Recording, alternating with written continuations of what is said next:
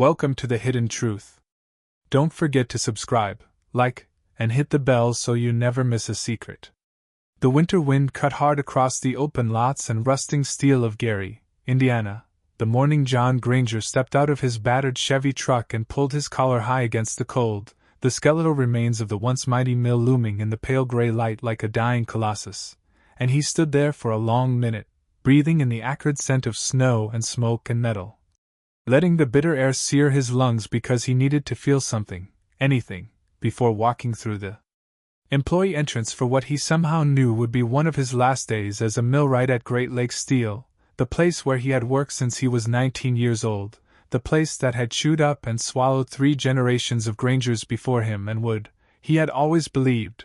one day carry him to retirement and a modest pension, a fishing boat maybe, and a house with a porch facing the water somewhere far from the endless rattle and grind of heavy industry. And as he passed through the checkpoint where the security guard barely glanced up from his newspaper, John's mind wandered back to the day he first stepped onto the factory floor, a skinny kid with calloused hands and a stubborn glint in his eye, handed a worn-out hard hat, and shown how to climb the maintenance scaffolds that snaked like iron veins through the thundering heart of the plant. And he remembered how proud his father had been, shaking his hand and slapping him on the back, telling him, "You'll do us proud, boy, this place will feed your family same way it fed ours." And for years it did, long hard years of 14-hour shifts and graveyard runs and heat that blistered your skin in the summer and cold so brutal in the winter it felt like the steel itself was trying to crawl into your bones, and he bore it all, without complaint, because that's what men like him did. Men who came from small towns with big families and bigger bills, men who understood that pain was just part of the bargain if you wanted to put food on the table and shoes on your kids' feet, and he built a life out of that pain, a life with Maggie, the high school sweetheart who had waited tables and kept the books and raised their 2 boys with a smile that never seemed to fade even when the money ran tight and the nights stretched long, and John never dreamed of anything bigger than what he had: steady work, a modest house, 2 used cars in the driveway, weekends spent fixing the porch or coaching little league, and maybe one day a retirement party with a gold watch and a handshake and a promise that he had mattered, that he had built something that would outlast the scars etched into his hands and the ache that had started in his back somewhere around his 42nd birthday and never really left. But all that seemed a world away now as he walked the floor of the plant, the air thick with the familiar stench of grease and iron filings, the machinery louder than thought itself, and he noticed what he hadn't wanted to see before: the lines slowing down, fewer men on the floor, lockers emptied overnight, whole sections of the plant dark and cold, and he knew what it meant because he wasn't a fool, had seen the writing on the wall when the new owners took over, all bright-eyed and slick, promising streamlining and efficiency initiatives, and new partnerships, while quietly selling off assets and trimming the payroll. And he had told himself it wouldn't be him, not after 35 years, not after all the Christmases spent on double shifts, not after crawling inside red-hot furnaces to weld crack seams at 2 in the morning because no one else knew the old systems like he did, but deep down he knew better, and when the call came to meet with HR, he felt the blow land before the first polite word was even spoken, and he sat there in a chair too small for his broad frame, hands folded in his lap, while a woman who could have been his daughter but wore a title and a smile too crisp to argue with explained that due to restructuring in response to market pressures, his position was being eliminated effective immediately, and he would receive a severance package if he signed the enclosed agreement waiving his right to sue, and he listened without speaking, the blood roaring in his ears, watching the words fall from her mouth like ash, and when she paused, expecting some reaction, some protest, he simply nodded once, stood, shook her hand because that's what his father would have done, and walked out of the office, the severance papers fluttering in the cold wind like a death sentence. And it wasn't until he reached the parking lot that he let himself sag against the door of his truck, breathing hard, staring at the factory that had taken so much from him, his hearing, his health, his youth, and now spit him out without so much as a thank you, and he wondered how he would tell Maggie. How he would explain to her that the life they had built, the one they had bet everything on, was crumbling under their feet just when they needed it most, Because the truth he hadn't yet spoken, not even to her, was that he was sick, had been sick for months, coughing up blood in the mornings, the pain in his chest not just from old injuries but something deeper, more insidious, and the company doctors had shrugged it off, prescribed inhalers and told him to lose weight. And he had believed them because believing was easier than fighting, easier than admitting that the very place he had given his body to was killing him, and now, without the insurance, without the paycheck, he didn't know how he would afford the specialists, the scans, the treatments he already knew he would need, and as he sat there in the freezing cab of his truck, watching his breath fog the windshield, he felt a rage rise in him so fierce it choked him, not at the girl in HR. Not even at the company executives who had turned a legacy into a bottom line, but at himself for believing, for trusting that loyalty was still a currency that meant something in a world that valued nothing but profit margins. And he drove home through streets lined with boarded-up shops and empty lots, past houses he had once known filled with laughter and now stood dark and hollow, and he pulled into the driveway where Maggie's car was already parked, and he sat there gripping the steering wheel until his knuckles whitened, willing himself to find the words, to find the strength, because he couldn't fall apart, not yet, not with so much depending on him. And as he opened the door and stepped into the warm light of the house they had made together, he pasted on a smile he didn't feel and prepared to fight a battle he already knew he was too worn down to win, but would fight anyway because that's what men like John Granger did. They fought, even when the fight was long lost, because fighting was all they had left. John Granger sat at the kitchen table, staring at the thin pile of paperwork spread before him as Maggie moved about the small kitchen behind him, humming a tune under her breath that she used to sing when the boys were young. A sound that once brought comfort but now only underscored the suffocating weight pressing down on his chest, because he hadn't yet told her the full truth, hadn't yet said that the severance package was a joke. A few months' salary that would barely cover their mortgage. That the health insurance lapsed at the end of the month unless he elected to pay COBRA premiums he couldn't possibly afford, hadn't yet explained that the cough wasn't just a cough, that the fatigue wasn't just old age catching up, but something deeper and darker gnawing away at him. And he folded his hands together to stop them from trembling, thinking about how to start. How to dismantle the life they had spent decades building without breaking her heart more than necessary. And finally,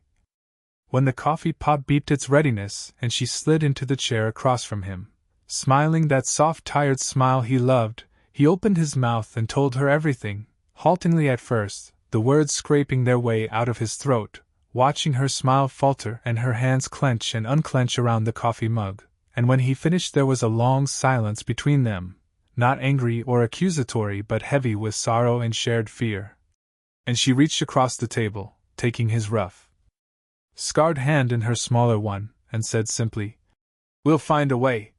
And it broke something in him, that fierce loyalty, that unshakable faith, and for the first time in years he let himself cry, shoulders shaking silently as she held his hand and stared out the window at a future neither of them could yet see. And over the next few days they moved into action, scraping together every penny they could find, selling off tools and spare parts, and even the old fishing boat he had dreamed of using. In retirement, cutting back on every expense until the house felt colder, emptier, as if the very walls knew what was coming, and John swallowed his pride and applied for jobs he knew he wasn't fit for. Maintenance work at strip malls, janitorial gigs at schools, anything that might buy them a little more time. But everywhere he turned the answer was the same. Too old, too slow, too much of a liability, though no one said it out loud. And the rejections piled up until he stopped even pretending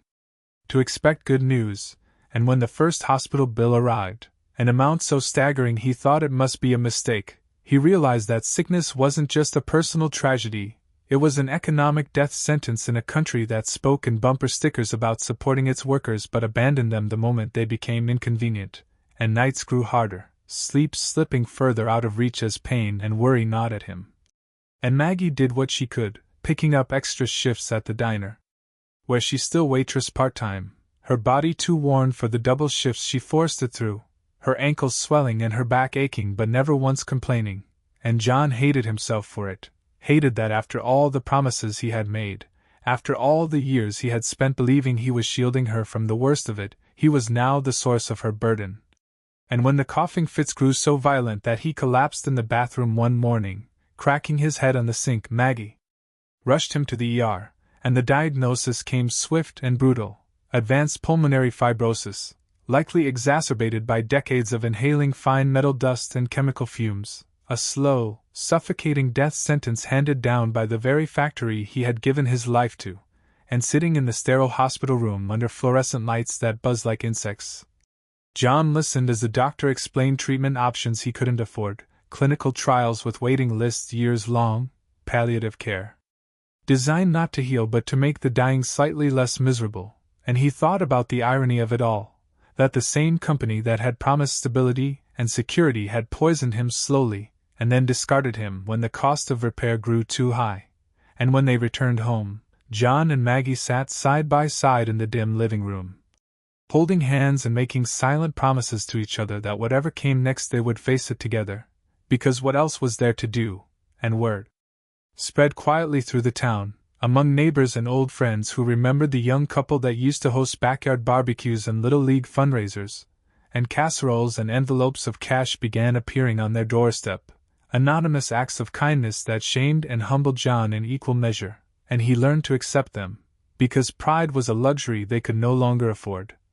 And he spent his days sitting on the porch when he could, wrapped in blankets, even in the spring sunshine, watching the slow, stubborn life of the town move on without him, remembering faces long gone, businesses closed, factories shuttered, and he realized he wasn't alone, that he was part of a larger tapestry of forgotten men and women, discarded like worn-out tools once their usefulness had ended, and though the realization was bitter, it was also strangely freeing, because it meant that his suffering wasn't a personal failure but a symptom of a broken system, and he began writing.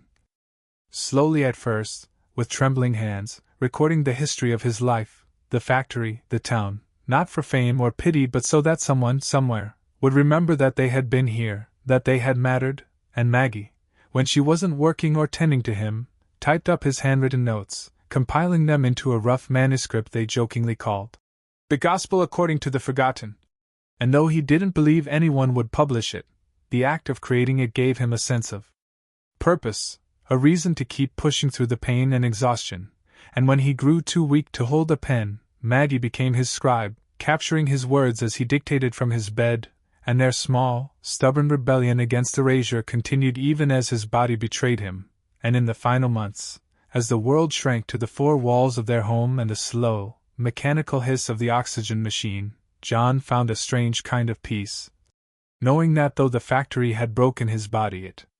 had not broken his spirit, and when he slipped away one soft spring morning, with Maggie's hand in his and sunlight streaming through the window, he did so knowing that his story had been told, that he would not be forgotten, and that somewhere, someday, someone might read his words and understand that even the discarded deserved to be remembered.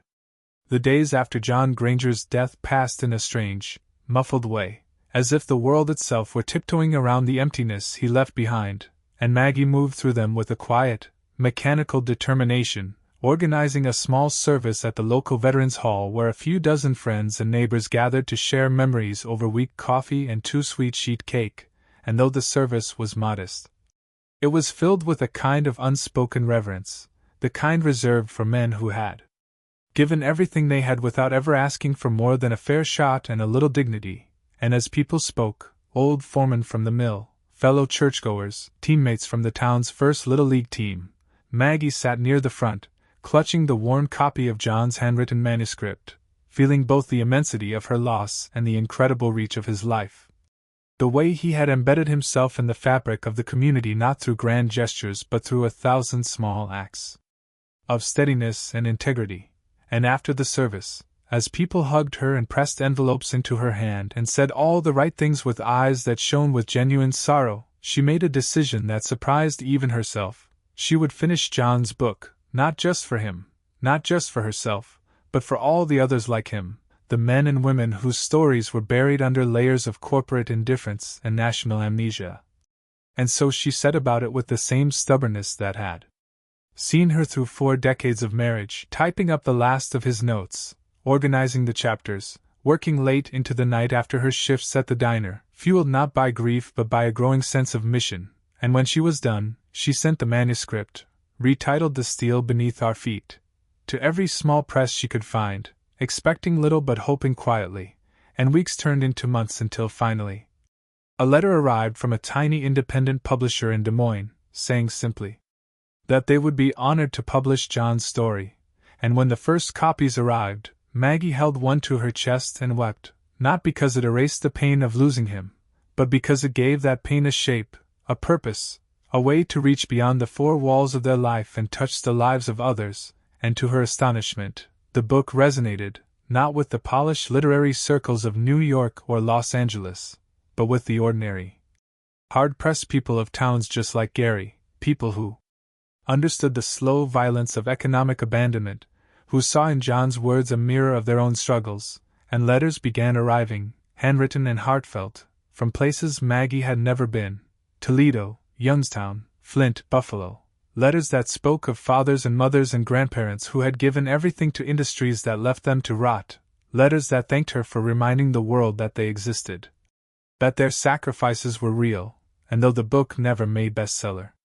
lists or won awards, it did something far more important. It created a chorus of remembrance, a stubborn thread of shared humanity that refused to be cut, and Maggie, who had spent her life quietly supporting others, found herself called to speak at libraries and community centers, standing nervously before small crowds and telling John's story, and each time she did, she felt him standing beside her, steadying her, reminding her that the fight wasn't over just because he was gone, and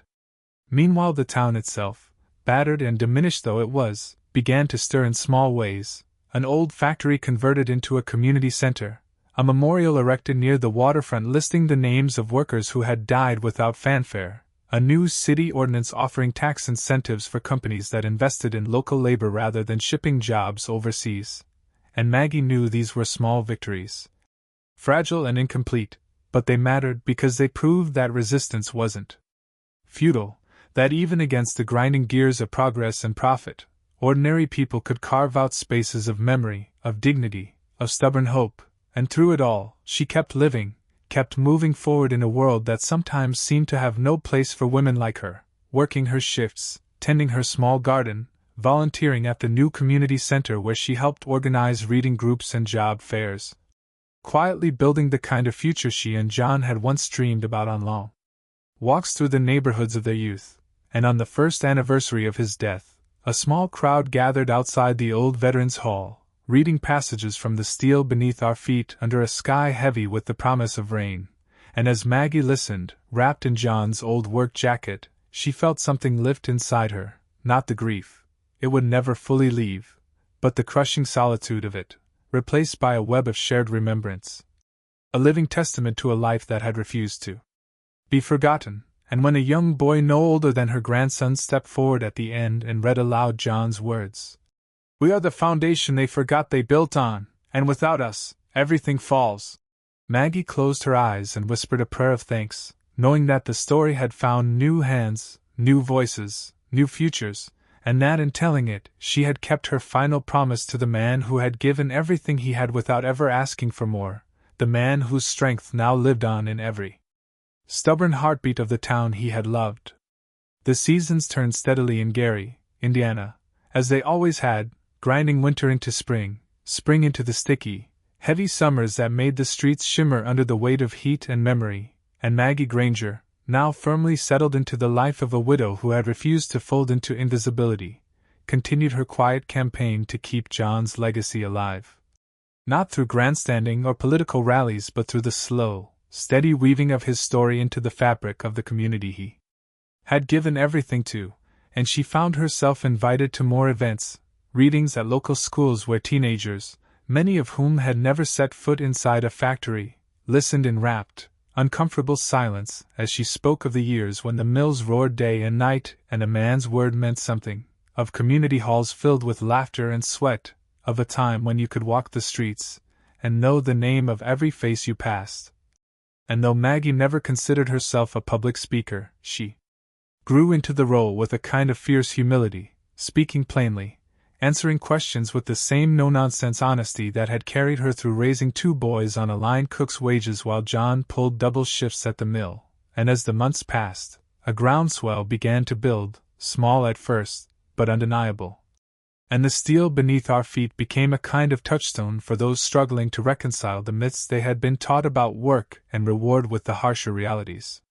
they faced, and Maggie began receiving invitations from beyond Gary, from Cleveland, from Detroit, from towns dotting the Rust Belt like scars on a forgotten map, and each time she traveled, often by bus because flights were too expensive, she carried with her not just John's story but the stories of countless others who had been silenced by shame, by economic despair, by the quiet despair of feeling left behind by a world moving too fast and caring too little, and in doing so, she discovered that grief, when shared, could become something else, not joy, not even healing exactly, but a kind of defiant hope, a stubborn refusal to allow pain to sink unnoticed into the soil of history, and through it all, Maggie never forgot who she was fighting for, never let the narrative become about herself, always returning to John's words, John's sacrifices, John's enduring belief that even broken lives have value, that even shattered dreams leave seeds behind, and it was at one of these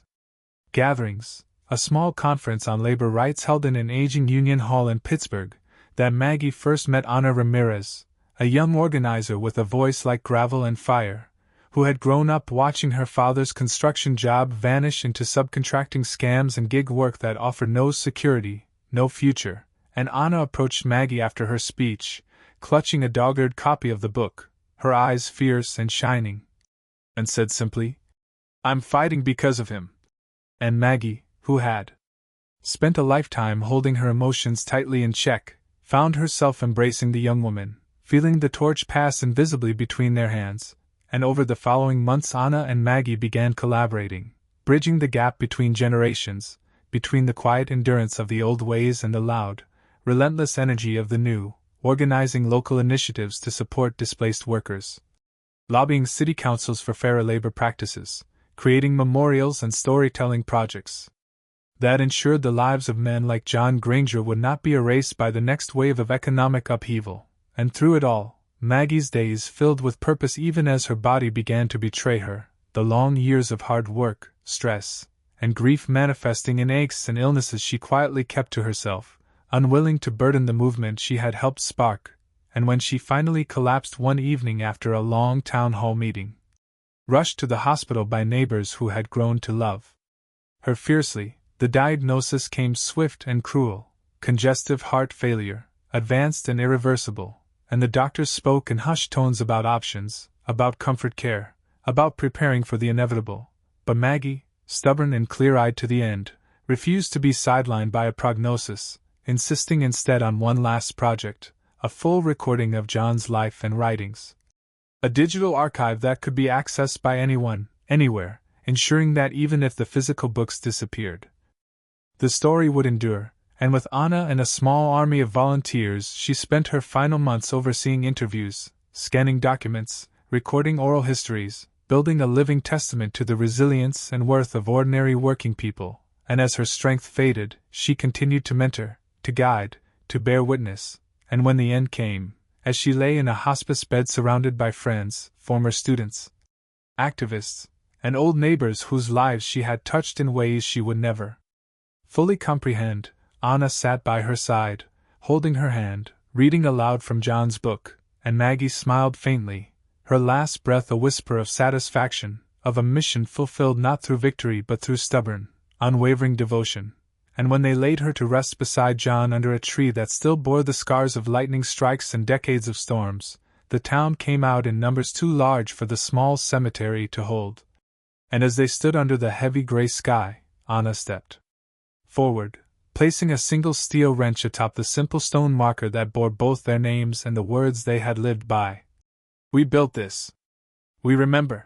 And the movement did not die with her. Instead, it grew, spreading outward through towns and cities, carried by voices that refused to be silenced, by workers who refused to be discarded, by generations who refused to forget. And across the country, in places far from Gary, Indiana, small plaques began to appear on factory walls, in union halls, on street corners where tired men and women gathered to hope for better days. And each plaque bore the same inscription: "In memory of those who built the steel beneath our feet, forgotten by the world but remembered by us. And in this way, John and Maggie Granger lived on, not as footnotes in dusty ledgers or faded photographs in forgotten drawers, but as the quiet, stubborn heartbeat of a nation still struggling to honor its promises, still fighting to remember that dignity is not granted by paychecks or policies but by the fierce, unyielding refusal to let sacrifice go unacknowledged. And somewhere, on a dusty porch in a town few maps remember, an old, battered copy of the Steel Beneath Our Feet sat open on a table, the pages ruffled by a warm spring wind, waiting for the next hand to pick it up and remember. The years after Maggie Granger's funeral unfolded with a kind of gritty inevitability across the faded landscapes of America's heartland, a slow grinding persistence that mirrored the very spirit she and John had embodied, and while the world around them surged forward with its endless appetite for innovation and disruption, the memory of what had been lost, the quiet dignity of hard work, the pride in building something with your hands, the fierce loyalty to a community that once promised to stand by its own, refused to be erased, carried forward by people who had found in Maggie's final projects a reason to keep standing even when everything else seemed to fall away, and Ana Ramirez, who had once been just another angry young voice in a sea of frustration, rose to become the unlikely standard-bearer for the cause the Grangers had sparked.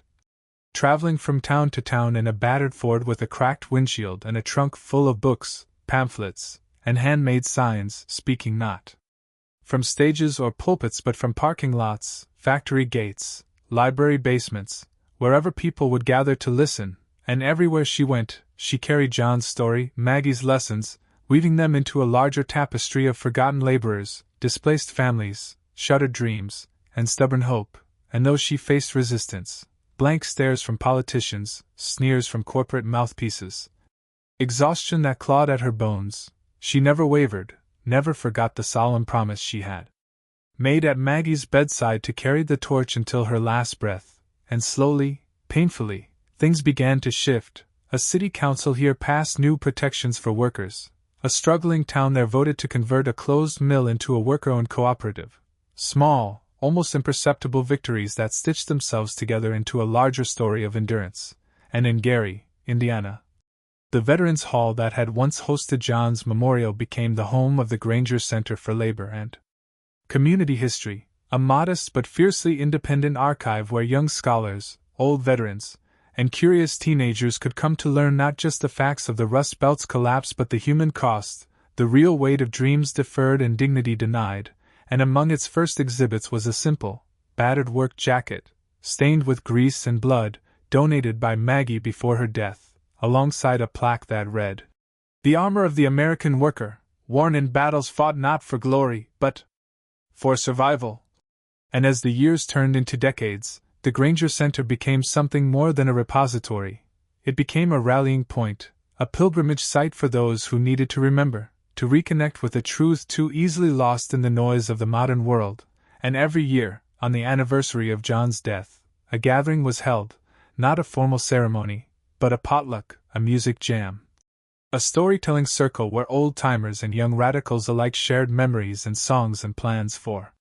the future. And each year, Anna returned, now older, her hair threaded with gray, her voice roughened by too many winters on the road but no less fierce, and she would stand before the crowd, clutching the same dog-eared copy of The Steel Beneath Our Feet she had first carried to Maggie, and she would read aloud from John's words, and for a little while the divisions of time and distance would melt away, and the spirit of John and Maggie Granger would fill the room like a benediction, reminding everyone present that some battles are never truly lost as long as there are hands willing to lift the banner anew. And elsewhere, beyond Gary, the echoes continued, subtle but persistent, a young woman in Flint citing Maggie's advocacy work in her successful run for city council, a community college in Youngstown naming its new labor studies program after John Granger, a coalition of farmers in Iowa forming a mutual aid network inspired by the co-op principles Maggie had championed in her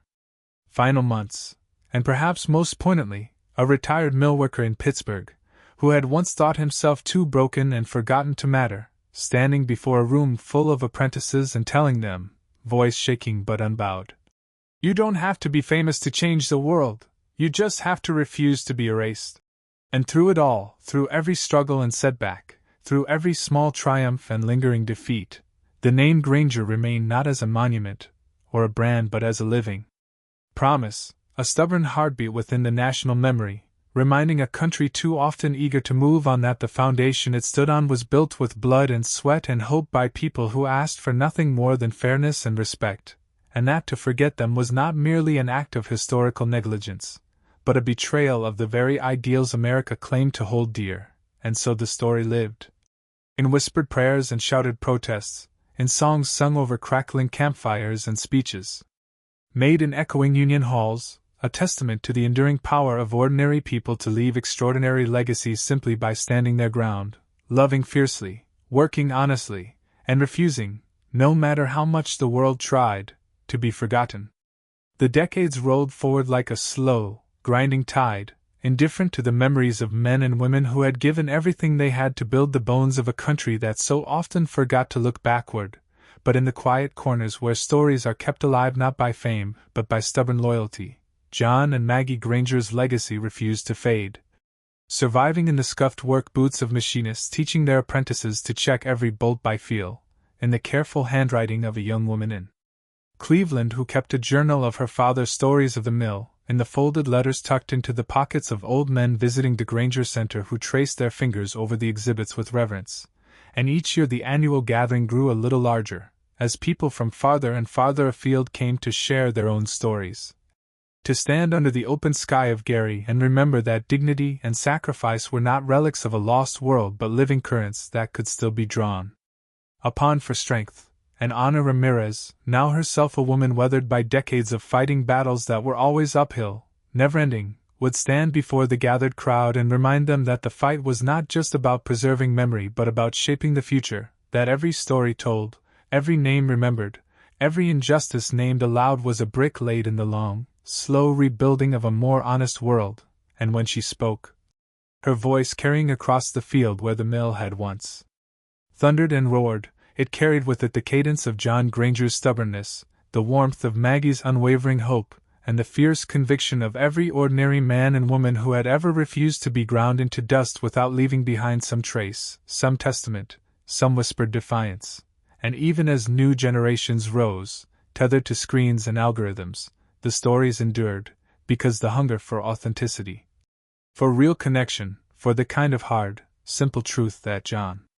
and Maggie had lived, could never be fully extinguished, and in time, the steel beneath our feet became a standard text in labor history courses across the Midwest, not because it was polished or academic, but because it was real, a raw, open wound of a life lived with courage in the face of systems designed to devour. And students who had never swung a hammer or stood a double shift read John's words and found in them the echo of something universal, the need to be seen, to matter, to leave something better behind. And across the country small grassroots groups adopted the Granger's principles as touchstones, grounding their movements in the idea that no one who builds, who labors, who endures for the sake of others should be discarded like so much refuse. And the Gary of the future, though scarred and changed, bore their fingerprints, a community center bustling with kids learning trades alongside history lessons, a co-op grocery store owned and operated by local families, murals depicting not just famous politicians and celebrities but the everyday faces of workers who had laid the tracks, built the bridges, forged the steel, a city stubbornly insisting that its heroes would not be limited to those who appeared on TV, and among those murals, rendered in bold strokes of red and gray, were the faces of John and Maggie Granger, standing side by side, not in triumph or tragedy, but in the quiet, unbreakable solidarity of two people who had faced the worst the world could offer and had chosen, day after day, not to yield. And when Anna, old now but still fierce, brought her granddaughter to visit the Granger Center for the first time, she knelt before the plaque at the entrance, brushed away the dust with a careful hand, and read aloud the inscription that had been chiseled there so many years before. This place stands because ordinary people refuse to disappear. And the little girl, wide-eyed and solemn, asked her grandmother why it mattered so much, and Anna smiled, tears bright in her eyes, and said, "Because if we forget them, we forget ourselves."